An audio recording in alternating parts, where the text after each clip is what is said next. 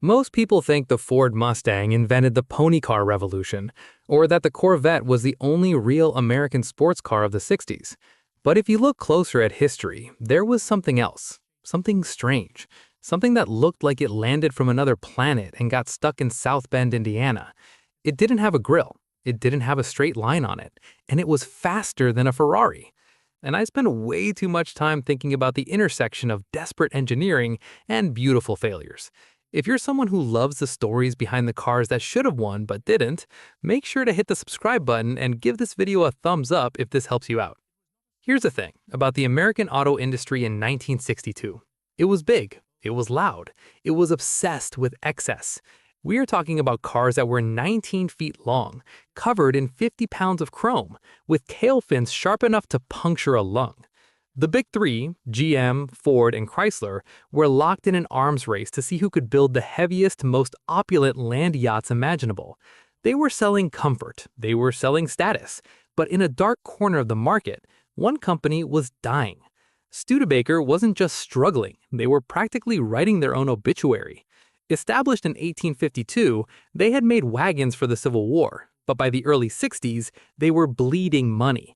We're talking about operating losses hitting millions of dollars a year, factories that looked like Dickensian nightmares, and a product line that felt like your grandfather's Sunday shoes, sturdy, reliable, and completely boring. Now, you might be thinking, why does this matter? Companies go bust all the time. But you have to understand the stakes here. Studebaker was the oldest vehicle manufacturer in the United States. Losing them wasn't just business, it was like watching a national monument crumble.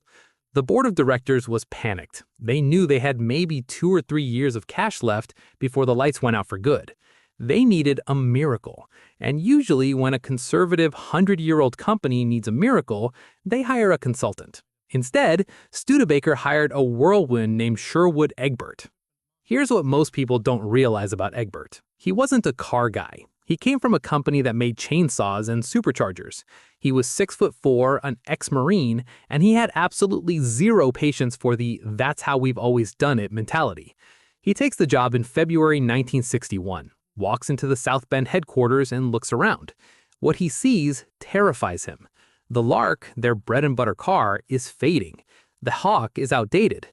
The company feels like a funeral home. He realizes that they can't outproduce GM. They can't outspend Ford. If they try to fight a fair fight, they lose.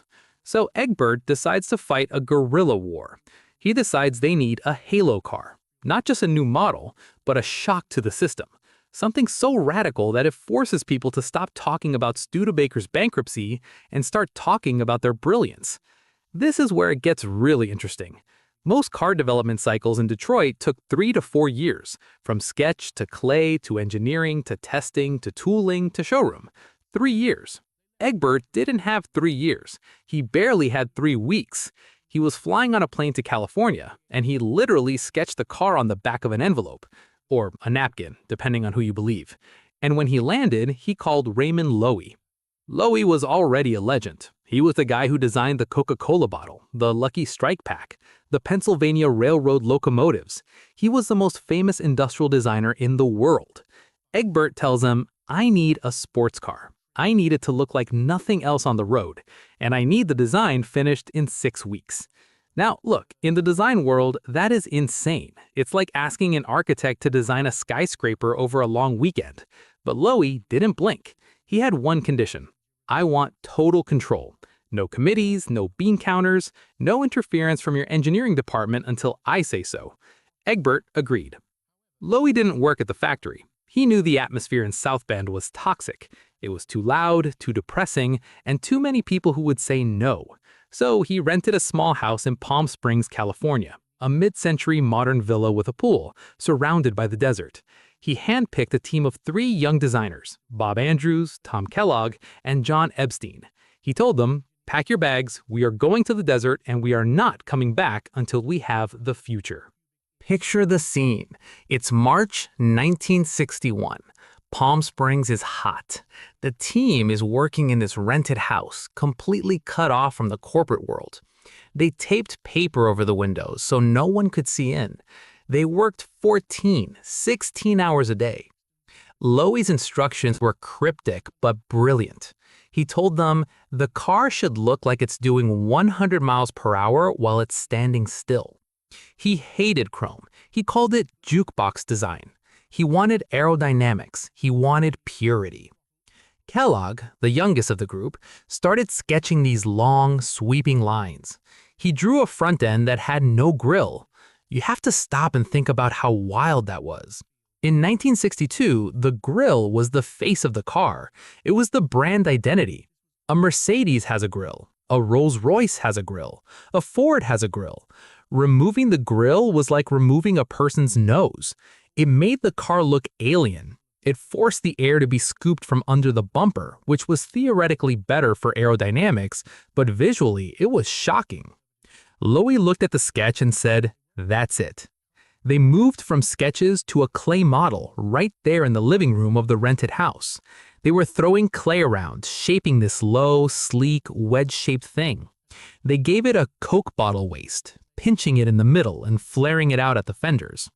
They pushed the cabin back, giving it a wildly long hood and a short rear deck, classic sports car proportions, but exaggerated. They added an asymmetrical bump on the hood. Why? Because the driver sits on the left, so the car should acknowledge the driver. It was subtle, but it broke the rules of symmetry that Detroit lived by. Here's the thing that makes the story so compelling. They weren't just designing a car, they were designing a weapon against mediocrity. They knew Studebaker was dying. They knew this might be the last car the company ever made. There is a specific kind of creativity that comes from desperation. When you have nothing to lose, you don't compromise. You don't ask, will the focus group like this? You ask, is this excellent? In 8 days, they had a scale model. In a few weeks, they had a full-size clay mock-up. They flew Egbert out to Palm Springs. He walked into the room, saw the clay model sitting there in the desert light, and he was speechless. It didn't look like a Studebaker. It didn't look like a Ford. It looked like a spaceship. It looked fast, dangerous, and expensive. He walked around it, touched the clay, and said, "We're building it. Exactly like this. Don't change a line." But approval was the easy part. The hard part was physics, and reality, and money. You see, designing a beautiful shape in clay is one thing. Turning that shape into steel, glass, and rubber that you can drive down the highway at 140 miles per hour is a completely different problem. And Studebaker was broke. They didn't have the budget to tool up for new steel stamping dies. Steel dies cost millions and take months to make. They didn't have the money, and they didn't have the time. So they made a decision that would seal the car's fate in both good ways and bad. They decided to skip steel altogether. They would build the car out of fiberglass. Now, you might be thinking, the Corvette was fiberglass, so that's fine, right? Well, yes and no. GM had spent 10 years figuring out how to mass-produce fiberglass panels. They had an army of engineers. Studebaker had a handful of guys in a shed and a contract with a boat manufacturer in Ashtabula, Ohio. They were effectively trying to build a complex, high-precision grand touring car using technology that was mostly used for making bathtubs and fishing boats. This is where the dream started to collide with the rusty, jagged metal of reality. The engineering team back in South Bend looked at the Palm Springs design and freaked out. The tolerances were too tight. The curves were too complex. The chassis they had to use was from the Lark convertible, a sturdy frame, sure, but it was ancient technology dating back to the early 50s. They were going to bolt a space-age body onto a Stone-Age frame. It was a mismatch of epic proportions. And yet, the energy was infectious. For the first time in years, the factory workers weren't just punching the clock. They were whispering about the secret car. Rumors started flying. It's going to have a supercharger. It's going to break records. It's going to save us. Egbert named it Avanti. It's Italian for forward, a bold name for a company that had been sliding backward for a decade. It was a declaration of war. It was a promise that they weren't dead yet. But as they raced toward the launch date in April 1962, the cracks were already starting to show.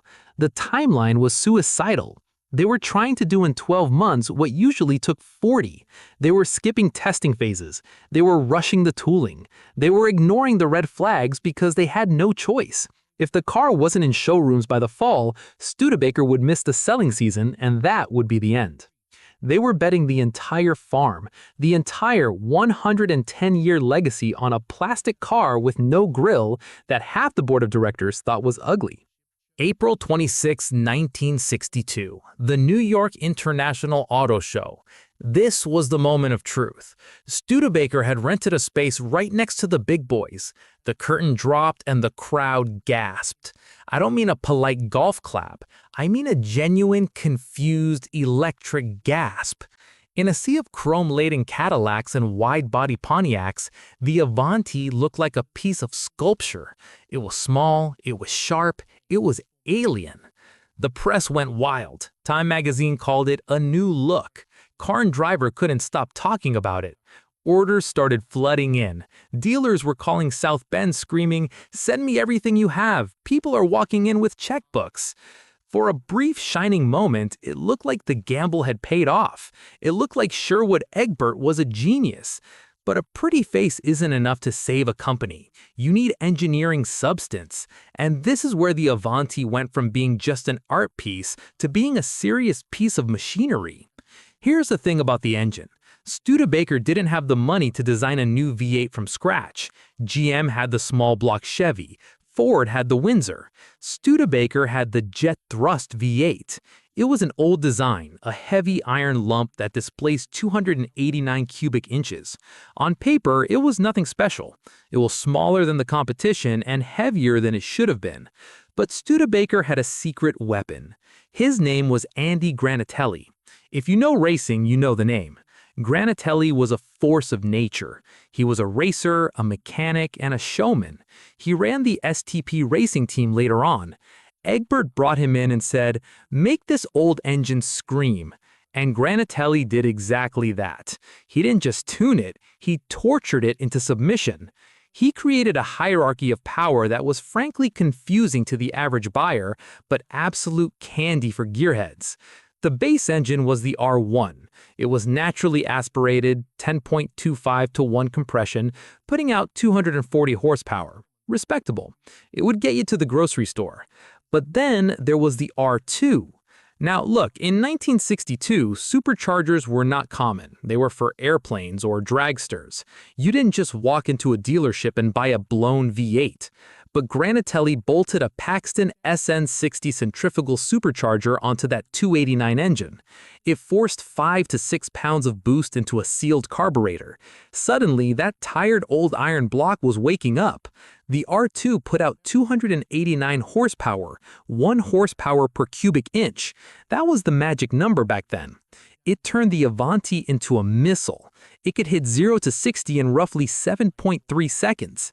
That might sound slow today, but in 1962, that was faster than an Aston Martin DB4. It was faster than a Jaguar E-Type. It was hunting Corvettes. But Granatelli wasn't done. He was obsessed. He built the R3. This is where it gets really interesting. The R3 wasn't really a production engine. It was a race engine they agreed to sell to the public just to make it legal for the track. They bored it out to 304.5 cubic inches.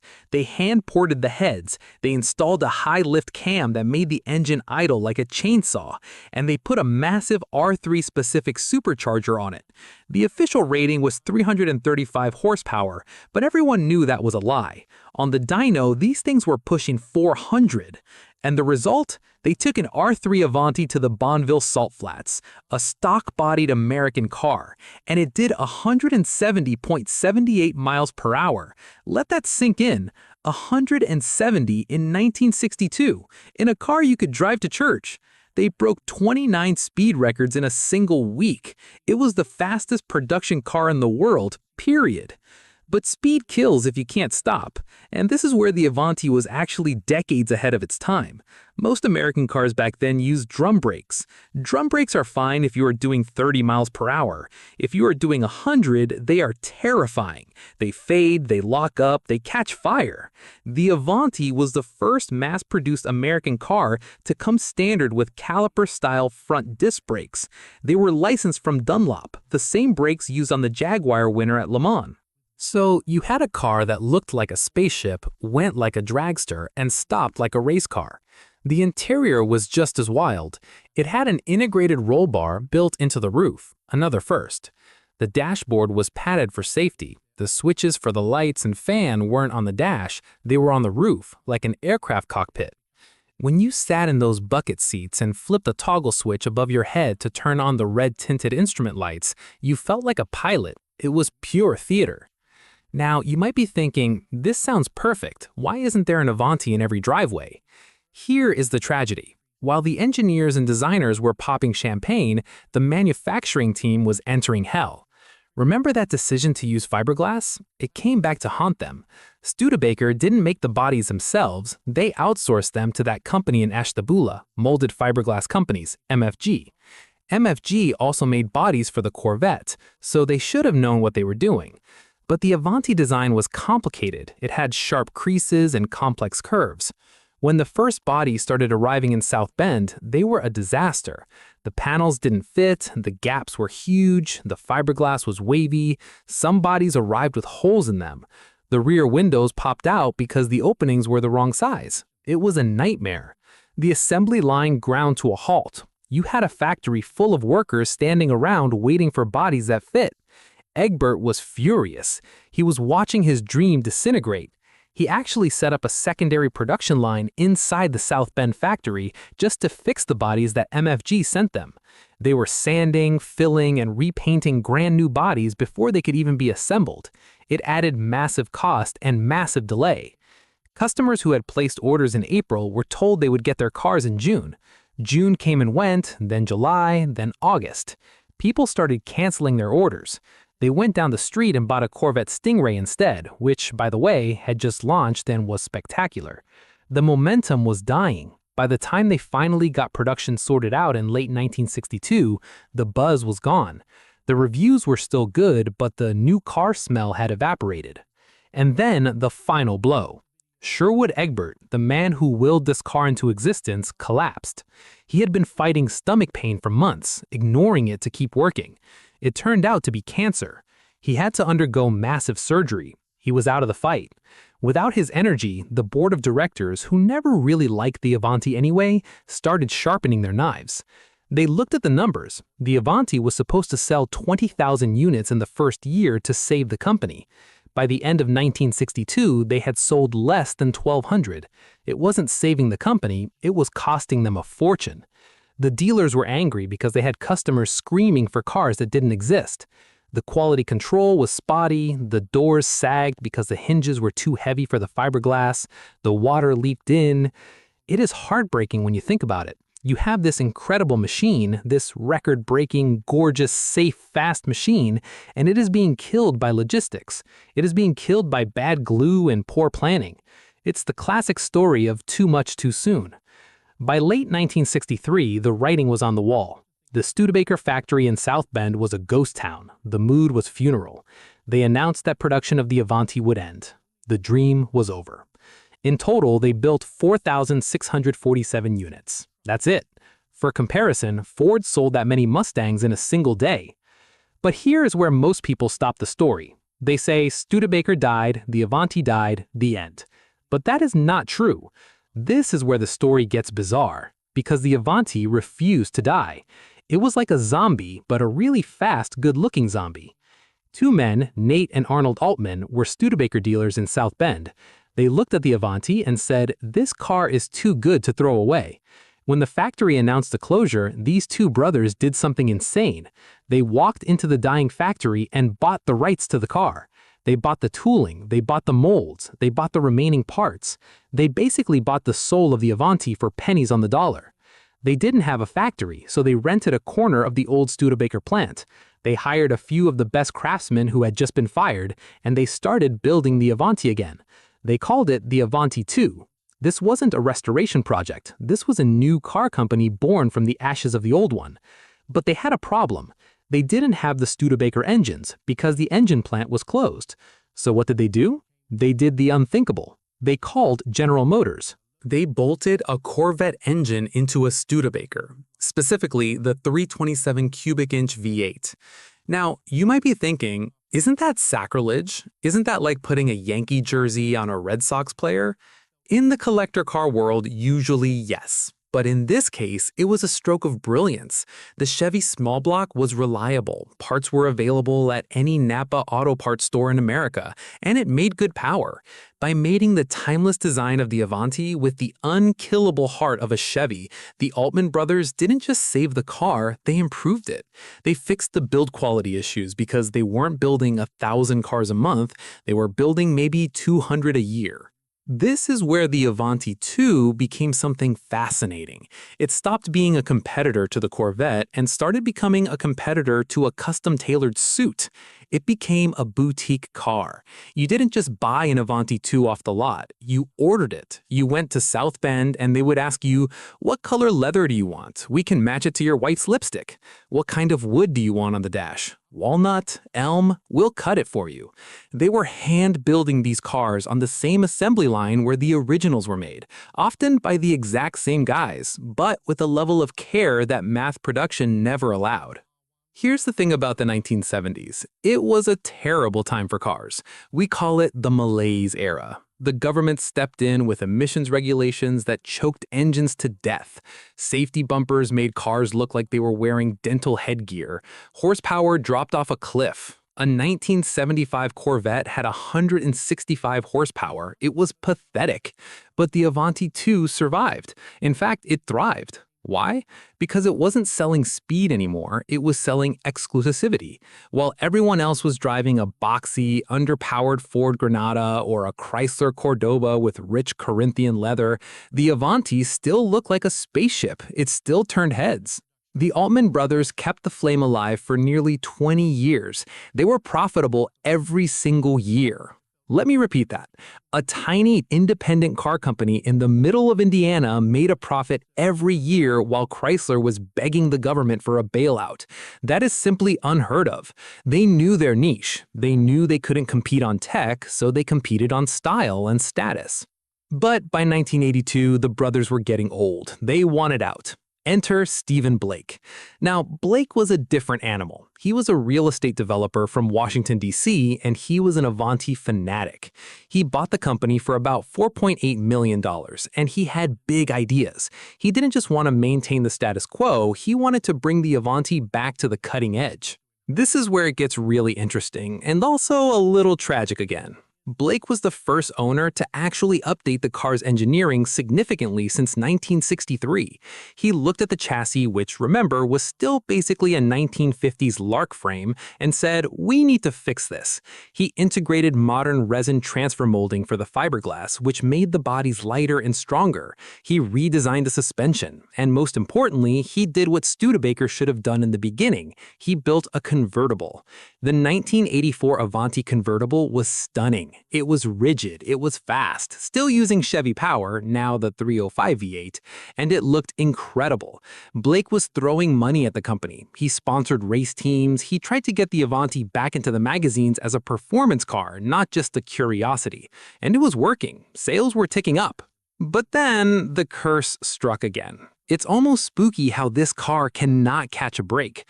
Blake decided to paint the cars using a new high-tech Ditzler paint process. It was supposed to be the best paint in the world, but there was a chemical reaction they didn't anticipate.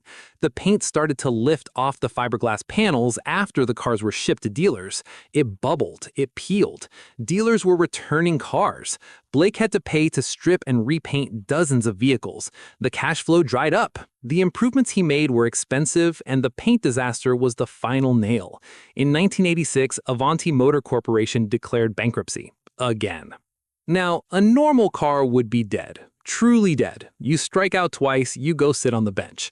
But the Avanti is the cockroach of the automotive world. It just refuses to be crushed. Enter Michael Kelly. He bought the company in 1987, and this is where the story goes from tragic romance to bizarre soap opera. Michael moved production out of South Bend for the first time. He moved it to Youngstown, Ohio, and he realized that the old Studebaker chassis was finally truly too old to use. So he made a radical switch. He started building the Avanti on the chassis of the Chevrolet Monte Carlo. This changed the proportions slightly. The car got a little wider, a little longer, but it still looked like an Avanti. He also introduced a four-door sedan. Now, if you are a purist, you might want to cover your ears. The four-door Avanti is controversial. Some say it ruined the lines, some say it was necessary to expand the market, but it showed that Kelly was trying anything to keep the brand alive. But the 1990s were weird. The economy slumped. Kelly ran into legal trouble, serious legal trouble involving a Ponzi scheme unrelated to the car, but it impacted the company. The company changed hands again, bought by a man named John Cafaro. Cafaro was determined. He wanted to build a modern Avanti. He redesigned the body to look more like the 90s, smoother, rounder bumpers, updated interior. He used the chassis from the Pontiac Firebird. This was actually a great move from a performance standpoint. The Firebird platform was capable. It had the LS1 engine eventually. It was fast. A 2001 Avanti could genuinely rip. It had airbags, it had ABS. It was a modern car wearing a vintage costume. But here is the thing about the market in the early 2000s. Retro was in, but people wanted new retro. They wanted the new VW Beetle. They wanted the PT Cruiser. They didn't necessarily want a 40-year-old design that had been facelifted 20 times. The Avanti was becoming a caricature of itself. It was losing that purity that Raymond Loewy had created in the desert. It was starting to look like a kit car. And yet, they kept building them. They moved production to Villarica, Georgia, then to Cancun, Mexico. Yes, Mexico. For a brief period, the America's most advanced car was being built in a resort town in Mexico by Michael Kelly, who had bought the company back after getting out of prison. I told you this story is a soap opera. The final Avantis were built on the Ford Mustang platform. The irony is palpable. The car that the Mustang originally crushed in sales became the skeleton that kept the Avanti upright in its final days. These Mustang-based Avantis were actually pretty good cars. They had the Ford 4.6-liter V8, they handled well, and they had a reliable convertible top. But they cost huge money, $80,000, $90,000. For that price, you could buy a Porsche 911. You could buy a Mercedes SL. Who was buying a Mustang in a frantic fiberglass suit for Porsche money? The answer, almost no one. The production numbers dwindled to single digits. In 2006, the lines finally stopped. Michael Kelly was arrested again on new fraud charges. The factory in Mexico closed. The dream, after 44 years of struggle, bankruptcy, resurrection, and relocation, was finally over. Or was it? Because here is the shocking truth about the Avanti. It never really failed. Now, you might be thinking, you just spent 10 minutes telling me about bankruptcies and paint peeling and fraud. How is that not failure? Look at it this way. Most cars have a lifespan of 5 years, maybe 8 if they're lucky. The Avanti design, that shape sketched on a napkin in 1961, remained in production for 44 years. That's longer than the Model T. That's longer than the classic Volkswagen Beetle. That's longer than the original Mini. It outlived the company that invented it. It outlived the men who designed it. It outlived the Cold War. It survived because it touched a nerve. It wasn't just a machine, it was an idea. The idea that you can be different. The idea that you don't have to follow the crowd. When you drive a Mustang, you are one of a million. When you drive an Avanti, you are the only one. But let's go deeper. I want to talk about the legacy of the engineering, specifically regarding safety, because this is the part that usually gets left out of the history books. Most people think of safety in the 60s as non-existent. We joke about dashboard ashtrays that would impale you and steering columns that were basically spears aimed at your chest. And for the most part, that's true. Safety wasn't a selling point. Horsepower was.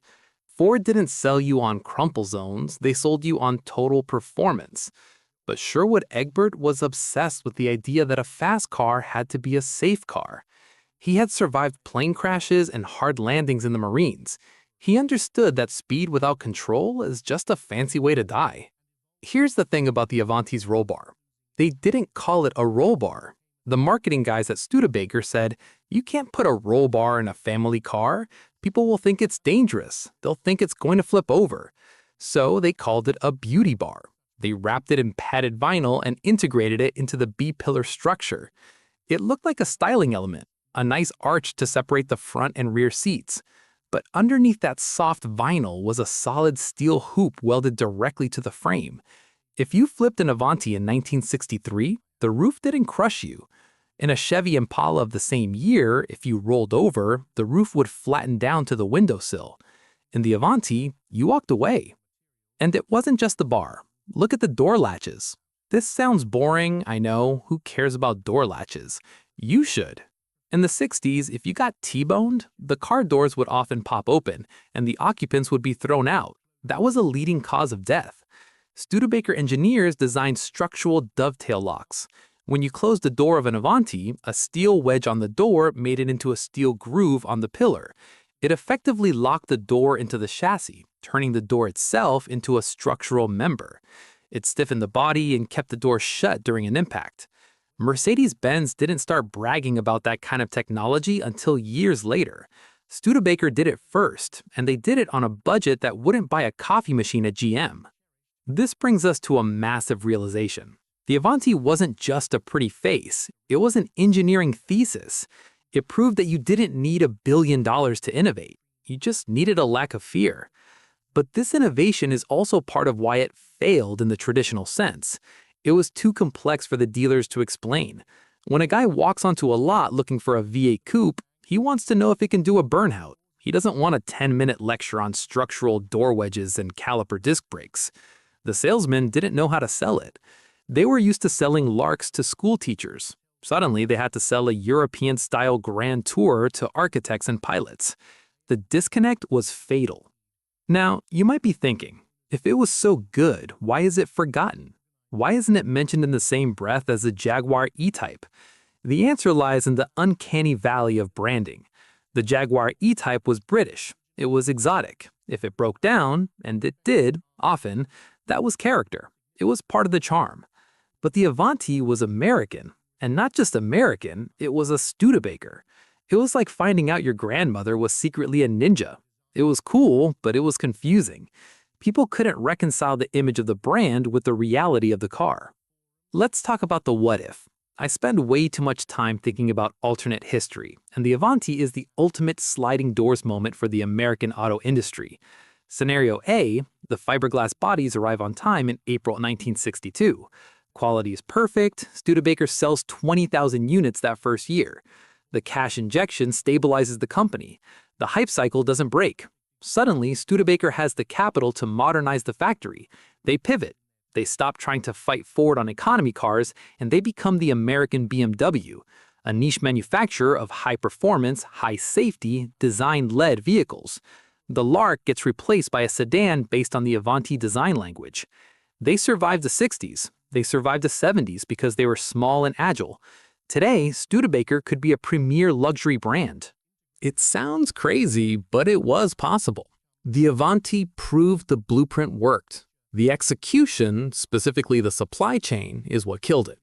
It's a lesson for every entrepreneur watching this. You can have the best product in the world, but if your logistics fail, you die. Ideas don't ship products. Systems do. Studebaker had the ideas, but their system was broken. But let's bring this back to today. If you're watching this, you might be wondering, should I buy one? Here's where it gets really interesting for collectors. The classic car market has exploded. Ferraris are $10 million, Porsches are unattainable for normal people, even a rusty Mustang fastback is 50 grand. But the Avanti? The Avanti is the last great bargain of the mid-century era. You can find a decent driving Studebaker Avanti, a real one, 1963 or 64, for under $40,000, sometimes under $30,000 if you look hard.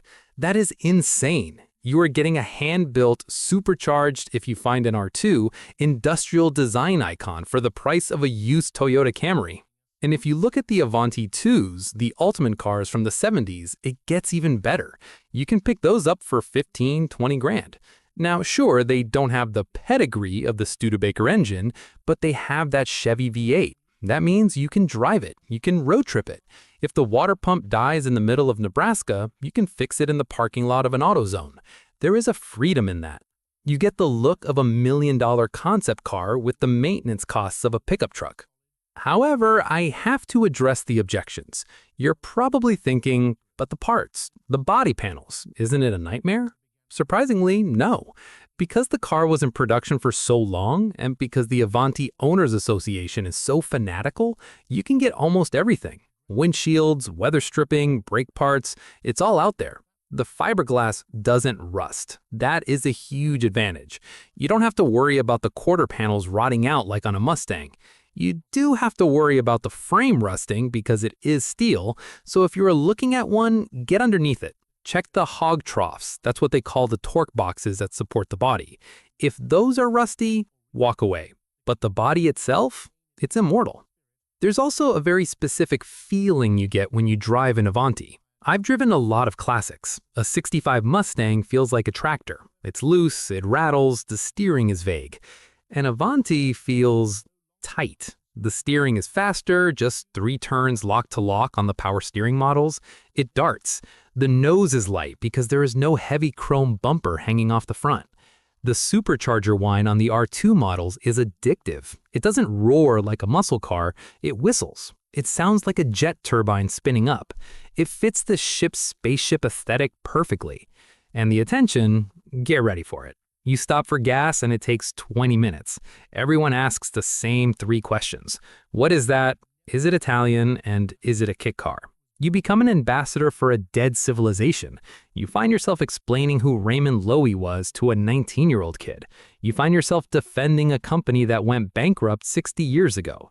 It becomes personal. You start to feel protective of it. This is the emotional hook that my competitors' analysis missed. They talked about the tragedy of the company, but they didn't talk about the joy of the machine. The tragedy is history. The joy is present tense. Driving an Avanti today isn't sad. It's defiant. It's a middle finger to the concept of planned obsolescence. It's a car that was supposed to be disposable, supposed to be a quick fix, and instead it outlasted everything. But we have to look at the numbers again. The R-Series engines are the holy grail. If you find an original R3, you're looking at 6 figures. There were only 9, yes, 9 R3 Avantis produced in 1964 before the shutdown. Finding one is like finding a unicorn. But the R2s are the sweet spot. They made enough of them that you can find them, but they're rare enough to be special. So finally, we have to ask ourselves, what truly makes a car legendary? Is it sales figures? If that were true, the humble Toyota Corolla would be the greatest car ever made. Is it racing victories? Maybe, but the Avanti proves that a legend can be built on something else entirely. It can be built on audacity. It can be built on the absolute refusal to compromise. Here's what most people don't realize about failure. In the automotive world, failure is often just success that arrived too early. The Avanti failed in 1963 because the world wasn't ready for a plastic, grille-less, safety-obsessed grand tourer sold by a dying company. But today every car is aerodynamic. Every car has disc brakes. Every car is obsessed with safety. The Avanti wasn't wrong. It was just impatient. It was a time traveler that arrived before the landing pad was built. When you look at the Avanti now, you don't see the bankruptcy. You see the courage. You see a small group of men in a desert villa who decided to swing for the fences when everyone else was bunting. They knew the odds were impossible. They knew the money was gone. But they built it anyway. And that is why we are still talking about it 60 years later. If you are an engineer or a designer or just someone trying to build something cool in a world that wants you to be boring, the Avanti is your patron saint. It is proof that even if the business fails, the art can survive. The excellence of the work outlasts the chaos of the circumstances. This is why I spend way too much time obsessing over these details, because cars aren't just transportation. They are history written in steel, glass, and fiberglass. They are the physical evidence of human ambition. So if you ever see one of these strange, smooth, alien cars at a show, don't just walk past it. Stop. Look at that asymmetrical hood. Look at the aircraft switches. Respect the hustle, because that isn't just a car. It's a monument to the idea that it is better to go down fighting than to fade away quietly. This has been Engine File. We dig deep into the machinery because the stories are hidden in the metal. If you enjoyed this deep dive into America's most misunderstood masterpiece, please hit that subscribe button and turn on notifications. It really helps the channel grow and lets us tell more of these forgotten stories. Drop a comment below. Would you drive an Avanti today? Or is it too weird for you? Let me know. Thanks for watching, and I'll see you in the next one.